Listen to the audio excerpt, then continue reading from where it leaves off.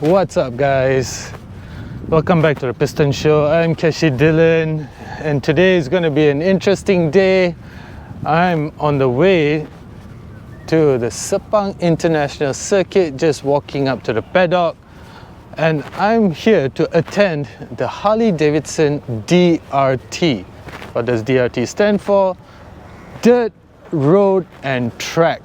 And this is where we'll be given an opportunity to test ride a bunch of different Harley-Davidsons, each in a different type of road. So I think it's the Pan America for the off-road section, the dirt section, and then there's the CVOs and some of the road bikes for the track ride, and then of course you have the Softails and such for the road ride. So it's going to be an interesting day. I'm riding the 2025 model series, and we're also going to be comparing it with the 2024 models just to see what are the updates like. So some of the models include the classics, the high output series and such. So it's going to be a fun day, and in this video I'm going to show you what the DRT is like, what it has to offer, as well as bring you some updates about the motorcycles themselves. So stick around.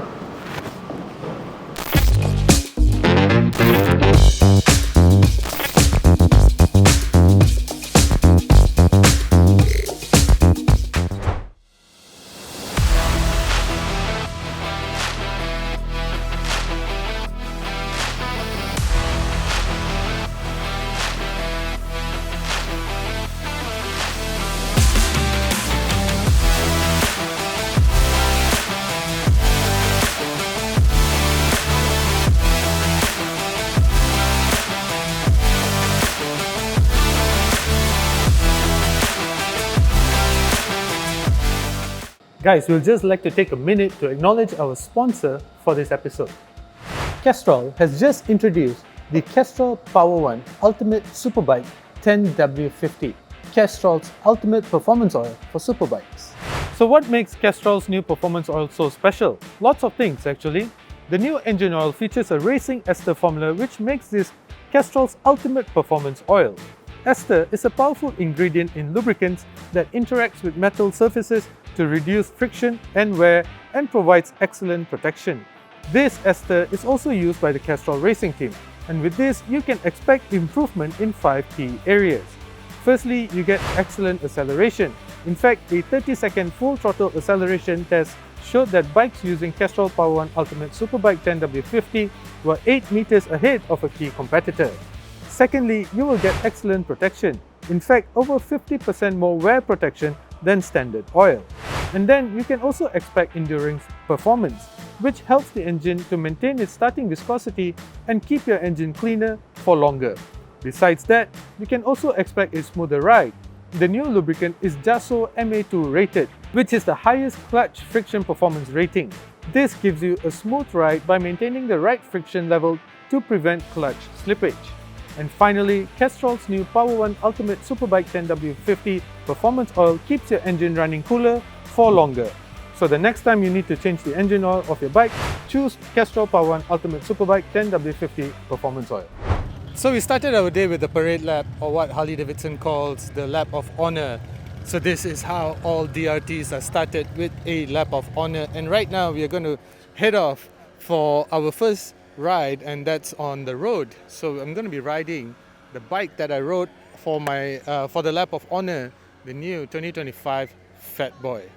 So the 2025 Fat Boy, guys, is how it looks like. It looks gorgeous in this blue color now, doesn't it? It's that chrome and this blue really sticks out. I mean, I don't really need to talk a lot about the design. The Fat Boy is an iconic motorcycle, and now made better with the 2025 model, the same 117 cubic inches engine, of course uprated, and really excited to ride this on the road. From what I felt just now on the track, well, it didn't really get past 4th gear earlier, but this is an iconic motorcycle that is all about style.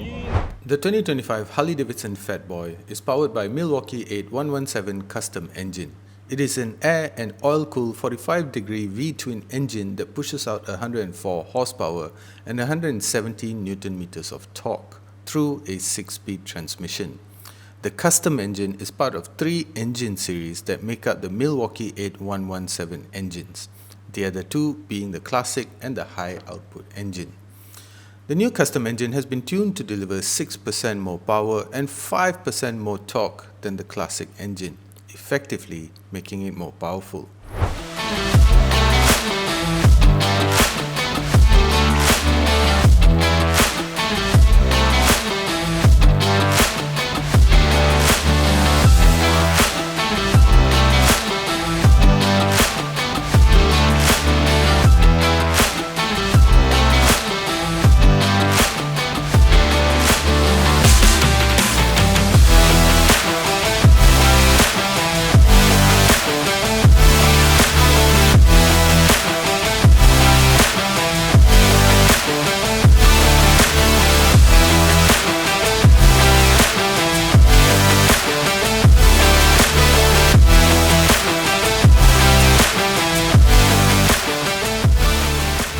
So I just had a fun saddle time with the new Fat Boy. I mean, the new Harley-Davidsons are so smooth, I tell you, that it really feels like you're riding on a flying carpet.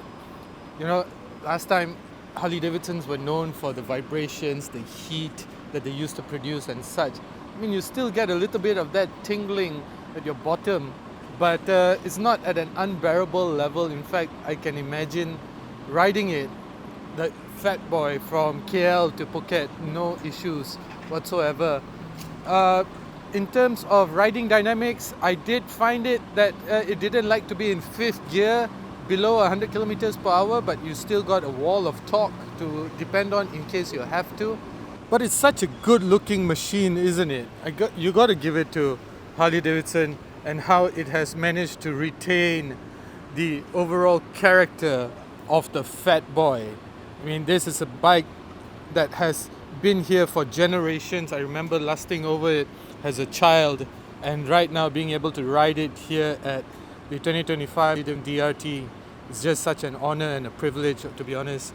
And from here, we are given an opportunity to ride whichever bike that we want over here from this lineup over here. So among all of these, I'm thinking to ride the Breakout.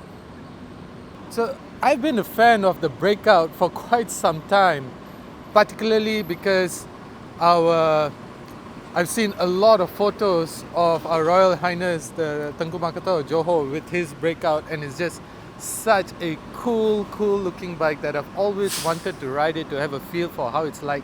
So I'm thinking that I'll jump on the Breakout right after this. The Breakout is powered by the same 1923cc Milwaukee 8117 custom V-twin engine that is also found in the Fat Boy. It makes the same amount of power, but because the Breakout has very different ergonomics as compared to the Fat Boy, the engine feels different. It has a slightly different character. The bike is longer and yet surprisingly agile in corners. Of course, it tends to hop and skip, and you rarely feel what the front wheel is doing because of how the fog soaks up everything. But the Breakout is surprisingly comfortable. It is a nice, comfortable bike to ride, and I imagine that with the right windscreen and luggage rack, I could ride it to Tibet and back. So I managed to get my hands on the new Harley-Davidson Breakout. As I said, really been looking forward to riding this bike, and don't disregard this, that's obviously over there for content purposes, not mine. But this is going to be fun. I'm really looking forward to riding this. Let's see how it feels like. Ooh, even it's wider around the hips. That's the first thing that you notice. It forces you to sit wider than on the Fat Boy.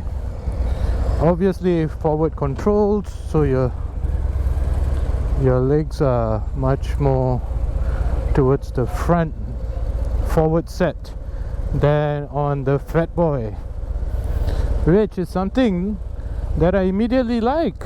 This is nice. But this would be nice. So we are here at the Petronas, nearby KLIA, nearby the airport. Anyway, that's another breakout. So we are at the Petronas nearby the airport, and we just got to head over to Sepang International Circuit, which is not that far of a ride. I not right ni. I want to ride ni. Yeah, thanks.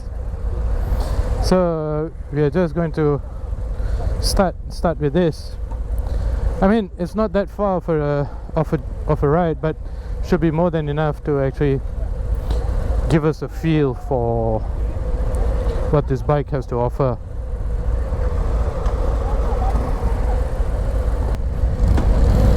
Man, honestly, I kind of like this better than the Fat Boy.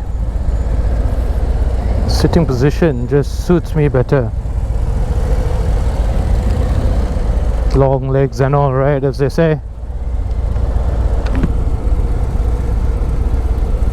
Obviously, because it has a longer wheelbase than the Fat Boy, your riding style changes as well.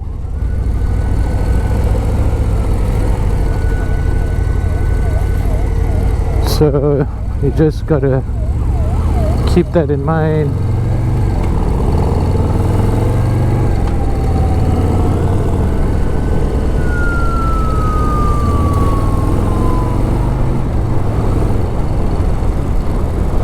Wow, these new engines are super torquey.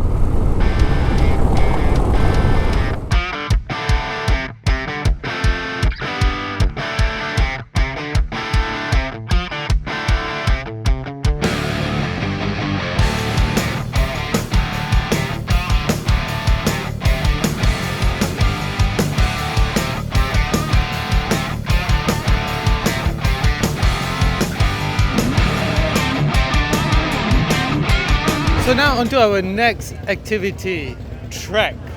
So the road was obviously very fun.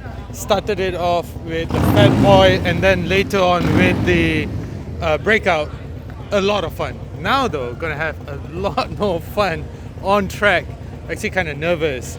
I'll show you what bikes we get to ride. The highlight here is going to be the Pan America ST, obviously, as well as some other ST series. Not sure what I'm going to be riding. I'm not really a hardcore track rider. I have very limited track experience, but to be able to experience these bikes on track is going to be quite amazing and an experience and a privilege by itself. So let's go check this out.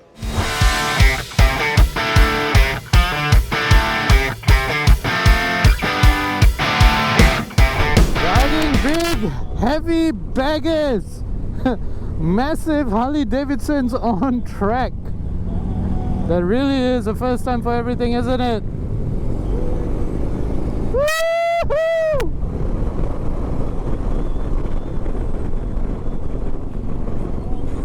Anyway, this is just our sighting lap.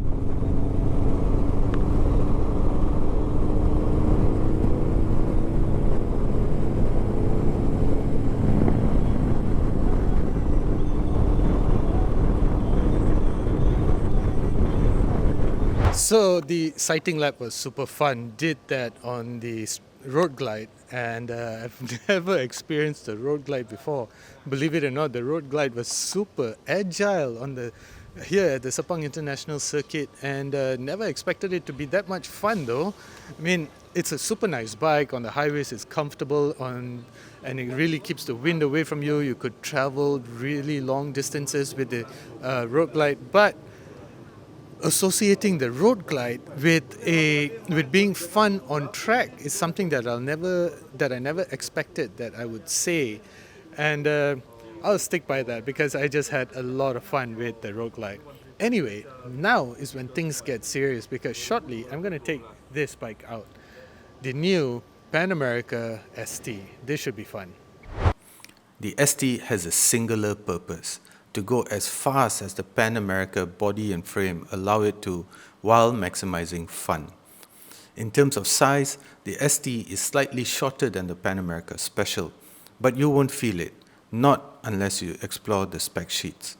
It is incredibly focused with its 17-inch front wheel, making the front end feel alive and obliging in corners. That is obviously the biggest giveaway, suggesting the ST is more road biased than the 1250 Special. The 1250 Revolution Max 1250 V-twin engine has had some work as well. It makes 105 horsepower and 127 Newton meters of torque. Alright guys, so this is my chance with the highly anticipated Harley-Davidson Pan America ST. I mean, I've been reading a lot about this, and this should be fun. So the thing about the Pan America ST is that it is basically the road going version of the Pan America Special. So the thing about the Pan America Special was that it's more of a dual purpose machine that you can either go touring with, you can either go you can go off-roading with and such. But the Pan America ST is more road focused. Wow. Okay, so let's see. This I read has something called Michelin Scorcher tires, if I'm not mistaken. Harley-Davidson branded, of course. And as compared to the Pan America Special, it's just slightly lower on power, but it has more torque. Holy hell! I don't recall the Pan America being able to do stuff like this. So we were discussing this earlier, and just trying to recall what the Pan America was like. It was very top heavy, and it was not easy to pick it up and chuck it back into a corner and such, simply because the weight distribution of the bike just did not feel right. It felt very, as I said earlier, very top heavy. But this is just wow. I mean, if you compare it against, for example, a Suzuki GSX 1000 GX, if I'm not mistaken, I hope I got the name right.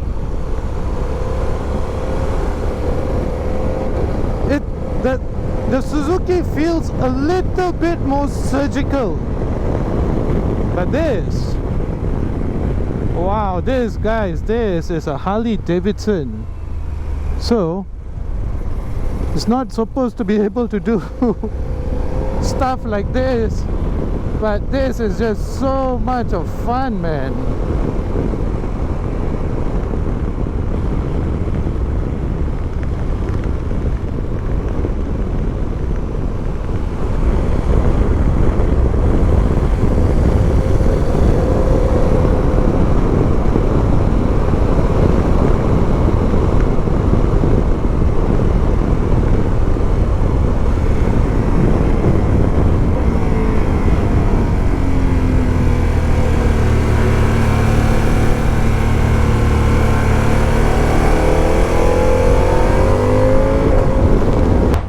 Alright guys, so now we are going to start the dirt part of DRT. As you can see, these are the Harley-Davidson Pan America, but this is obviously not the ST, this is the Special. So this is obviously the dual purpose model of the Pan America range of bikes. And it's good. We are heading over to Bay 13 at Sepang International Circuit, and it's going to be, as you can probably already tell from these bikes, it's going to be a lot of fun. I think I'm going to stick with this mustard color or yellow color or something. So this, I think, should be fun. I'm looking forward to riding this. So the first order of business, ride these bikes to Bay 13. So Bay 13 is a specialized off-road section of Sepang International Circuit. It's being run by a friend of mine right now, Adian, and Adian is also the organizer of MSF. So if you ever need a place to go ride off-road, Bay 13 should be your choice. And it's right next to the circuit. From the paddock to Bay 13, probably maybe less than 5 kilometers or so.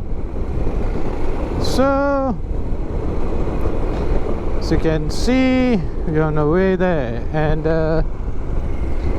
right now Bay 13 is the most popular off-road section, off-road track, I would say, in the country.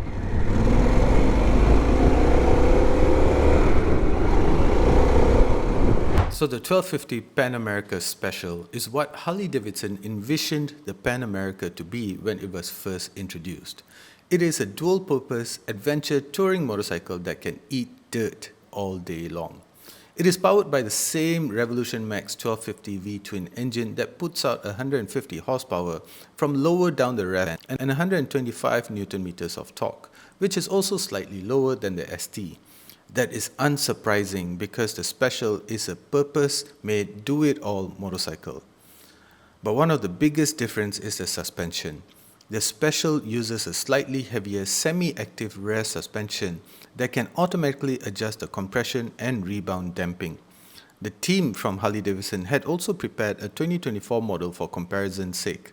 And one of the things that truly stood out is just how easy it is to modulate the throttle of the new 2025 Pan America.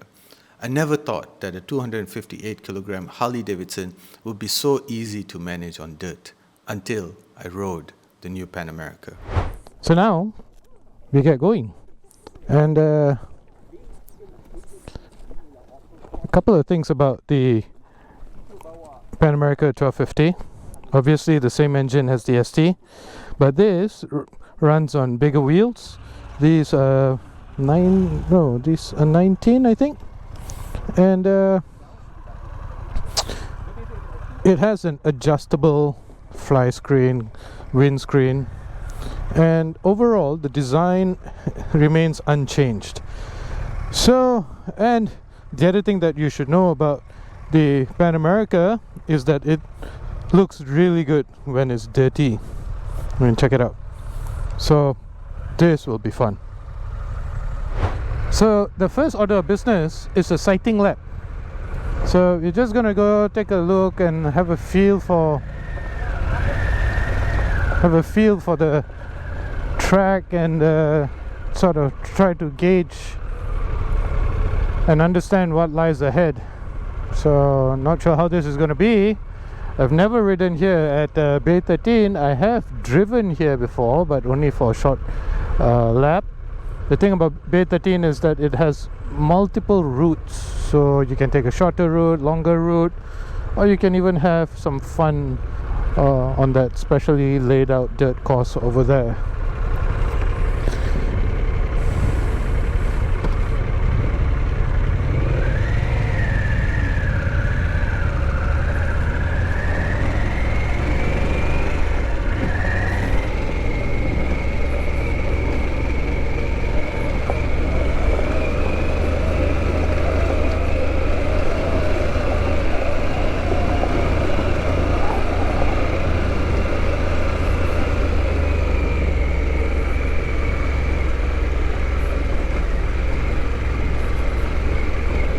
So the tires of this bike are obviously off-road tires. They are not one of those all-terrain tires. These are purpose-built tires. I'm not sure what they are actually, what brand they are, but they must be Michelin's or something.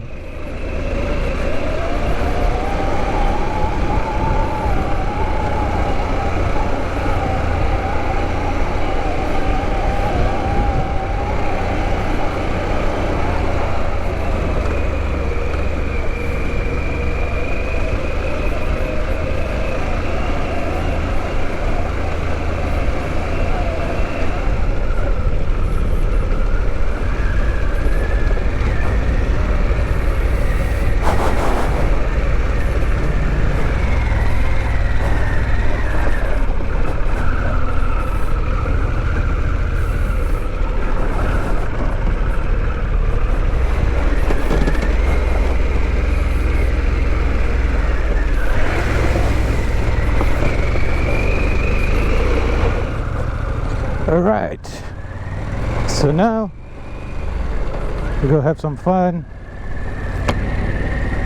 Let's see how this goes.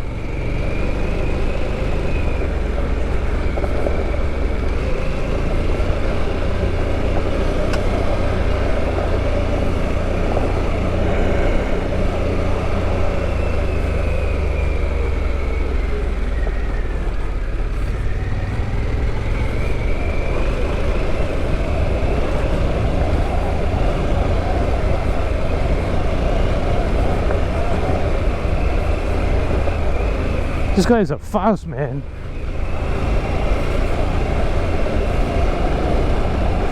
The thing about this model, this 2025 model, is that the throttle modulation seems a lot more predictable, a lot more manageable. The previous one is a little bit choppier, but this feels nicer. It feels easier to modulate. Wow, I was told I wouldn't get into fourth gear here, but here I am.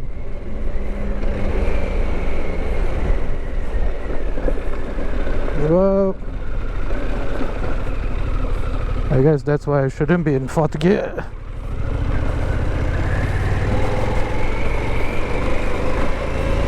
Follow the dust trails.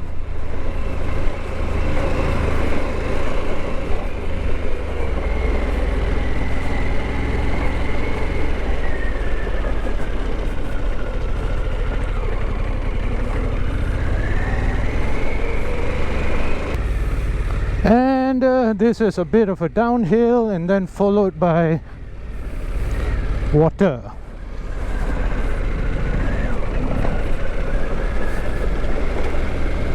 Here's the water part and everything is wet. My shoes, my pants, everything.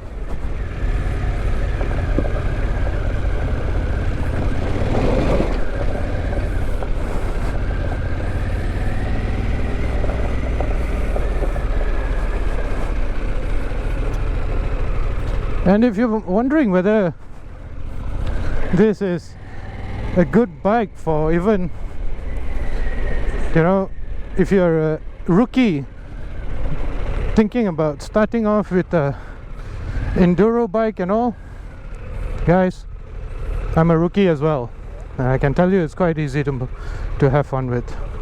No, I don't think it's coming. Okay, so it's just me and the instructor, and this guy's a pro.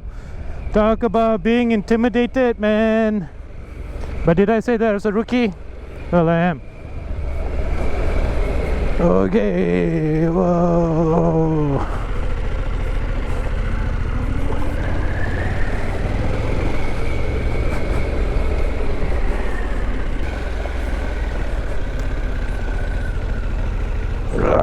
Look at me trying to be a pro, leaning the bike in, standing up. Oh man, I'll tell you one thing though, that all this enduro riding takes a lot of strength.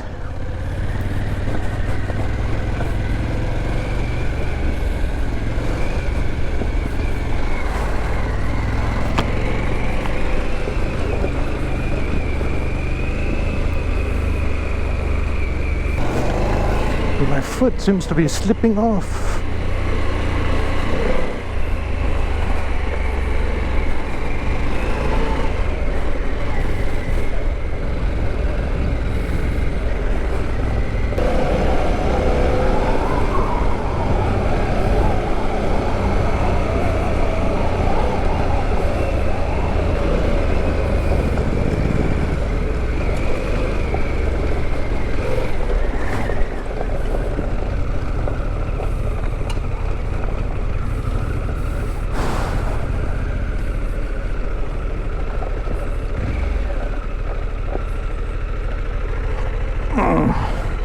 So the dirt part of the DRT series was probably one of the most exciting. Of course, the track was super fun, road was brilliant as well, but just what I experienced here at the dirt track was just simply amazing.